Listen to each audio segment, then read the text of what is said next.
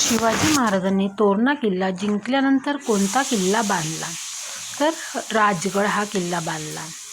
नंतरचा प्रश्न आहे, शिवाजी महाराजांच्या अष्टप्रधान मंडळातील सुमंत कोणत्या खात्याचा प्रमुख होता? तर परराष्ट्र व्यवहार. शिवाजी महाराजांच्या राज्याभिषेक वेळी छत्रपती ही पदवी कोणी प्रदान केली? तर गंगा भट यांनी प्रदान. प्रतापगड किल्ल्याचे बांधकाम कोणाच्या देखरेखीखाली झाले? तर मोरोद त्र्यंबक पिंगळे यांच्या देखरेखीखाली झाले. नंतरचा प्रश्न आहे, शिवाजी महाराजांनी जिंकलेला आदिलशाहीचा पहिला महत्त्वाचा किल्ला कोणता? तर तो किल्ला होता तोरणा. तोरणा हा किल्ला शिवाजी महाराजांनी जिंकला होता. राजव्यवहार कोश तयार करण्याचे श्रेय कोणाला जाते? तर रघुनाथ पंत हणमंते यांना हे श्रेय जाते. नंतरचा प्रश्न आहे आपला.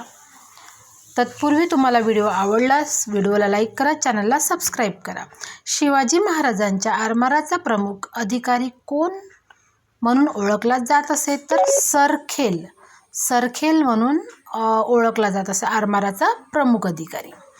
नंतरचा प्रश्न आहे, शिवाजी महाराजांनी कोणत्या किल्ल्याचे नाव बदलून सिंहगड ठेवले? तर कोंढाणा किल्ल्याचे. तानाजी मालुसरे यांनी हा जो कोंढाणा किल्ला आहे तो जिंकला. शिवाजी महाराजांनी सुरू केलेल्या नाण्यापैकी एक नाणे कोणते? तर ते होते शिवराई. शिवराई आणि होन असे दोन नाणे शिवाजी महाराजांनी काढले होते. शिवराई ही तांब्याची होती आणि होन हे सोन्याचे होते. हे तुम्हाला लक्षात ठेवायचं आहे, कारण हा खूप महत्त्वाचा प्रश्न आहे. शिवाजी महाराजांच्या दरबारातील मुख्य चिटणीस कोण होते? तर बाळाजी आवजी हे होते.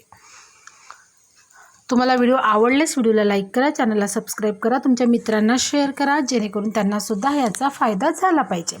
शिवाजी महाराजांना हिंदवी स्वराज्याचे संस्थापक कोणी म्हटले? तर संस्थापक कोणी म्हटलं त्यांना? इतिहासकारांनी म्हटलं.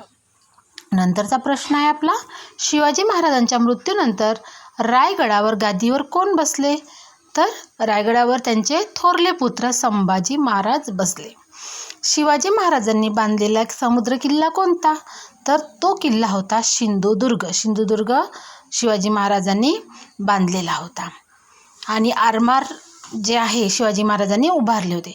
शिवाजी महाराजांच्या गुप्तहेर खात्याचा प्रमुख कोण? तर आपल्याला माहिती आहे बहिर्जी नाईक. बहिर्जी नाईकमुळे शिवाजी महाराजांना खूप फायदा झाला.